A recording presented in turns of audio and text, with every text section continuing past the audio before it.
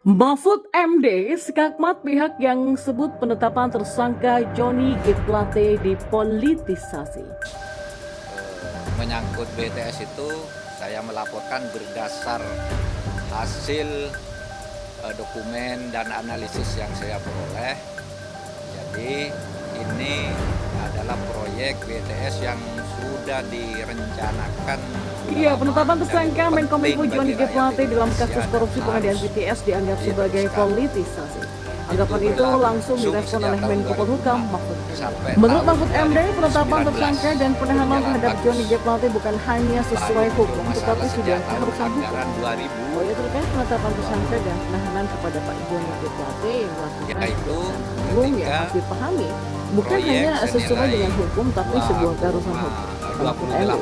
Menurutnya kasus korupsi yang menyeret Johnny G. Plate itu sudah cukup lama digarap oleh Kejaksaan Agung dengan sangat hati-hati. Mahfud MD pun menjawab tudingan politisasi kasus pengusutan korupsi Johnny G. Plate. Ia pun juga sudah menduga bahwa isu politisasi akan berhembus saat penetapan petinggi Partai Nasdem tersebut. Maka dari itu pengusutan kasus korupsi di Kementerian Komunikasi dan Informasi itu diusut secara Desember tahun 2000. Kejaksaan pun tidak akan berani menetapkan seseorang sebagai tersangka tanpa diikuti dengan berdasarkan semua yang kami lakukan dan berdasarkan pasalnya jika terjadi kesalahan isu politisasi akan dihembuskan kepada pemerintah di tahun politik. Mahfud pun membeberkan karena dua alat bukti sudah dikantongi kejaksaan, maka penetapan tersangka dan penahanan tak bisa ditunda-tunda. Sebab apabila hal itu ditunda-tunda, maka akan bertentangan dengan hukum. Maka dari itu, Mahfud MD meminta semua pihak untuk yakin dan menunggu proses peradilan kasus dugaan korupsi yang menyeret Johnny G. Plate. Ia pun berjanji akan terus mengawal kasus tersebut. Ratusan tower proyek DAS transceiver atau BTS 4G Kementerian Komunikasi dan Informatika memang mangkrak. Hal itu diketahui ketika BPKP atau Badan Pengawas Keuangan dan Pembangunan memeriksa keberadaan tower BTS itu melalui satelit. Yang itu dilihat dari satelit oleh BPKP kan hanya ada 985, itu pun semua yang dijadikan sampel itu nggak ada, hanya barang-barang mati yang mangkrak, kata Menko Polhukam Mahfud MD. Mahfud mengatakan proyek BTS 4G Kominfo dimulai sejak tahun 2020 dengan rancangan anggaran dana mencapai 28 triliun rupiah yang akan dikeluarkan sampai tahun 2020. Lalu pemerintah kemudian menggelontorkan dana 10 triliun untuk proyek pembangunan tower BTS 4G jangka waktu 2020 sampai 2021 dengan target 1.200 tower. Tapi nggak sampai akhir 2021 barangnya nggak ada. Lalu diperpanjang sampai Maret 2023, ujarnya.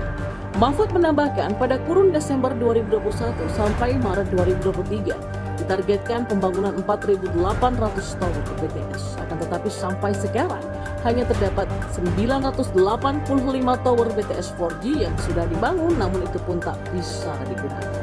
Sebelumnya Kejagung menetapkan Menteri Kominfo Johnny G. Plate sebagai tersangka usai diperiksa di Gedung Bundar Kejagung, Jakarta. Johnny ditahan untuk 20 hari ke depan guna mempercepat proses penyelidikan. Penetapan dan penahanan tersangka itu dilakukan setelah Johnny selesai menjalani pemeriksaan di Gedung Bundar Kejagung. Adapun Plate sudah diperiksa sebanyak 3 kali, yakni pada kemarin, kemudian pada Selasa 14 Februari dan Rabu 15 Maret 2023 dalam kapasitas sebagai saksi. Diketahui kerugian keuangan negara dalam kasus korupsi BTS 4G Bakti Kominfo mencapai 8 triliun rupiah. Sebelum Johnny G. Plate, Kejagung sendiri sudah menetapkan 5 orang tersangka. Salah satunya adalah Direktur Utama atau Dirut Bakti Kominfo Anang Ahmad Latif atau AAL. Dan keempat tersangka lainnya adalah Account Director of Integrated Account Departemen PT Huawei Tech Investment Mukti Ali dan Komisaris PT Solitech Media Sinergi Iwan Hermawan. Lalu ada Direktur Utama PT Mora Telematika Indonesia Galubang Menak dan tenaga ahli Humas Development atau HUDEF Universitas Indonesia tahun 2020 Yohan Suryanto. Mereka secara bersama-sama melakukan tindakan melawan hukum atau penyelewengan yang dilakukan untuk menguntungkan pihak tertentu. Dan akibat perbuatan para tersangka dijerat dengan pasal 2 ayat 1 dan pasal 3 junto pasal 18 Undang-Undang RI nomor 20 tahun 2000 tahun 2001 tentang perubahan atas Undang-Undang RI Nomor 31 tahun 1999 tentang pemberantasan tindak pidana korupsi junto pasal 55 ayat 1 KUHP.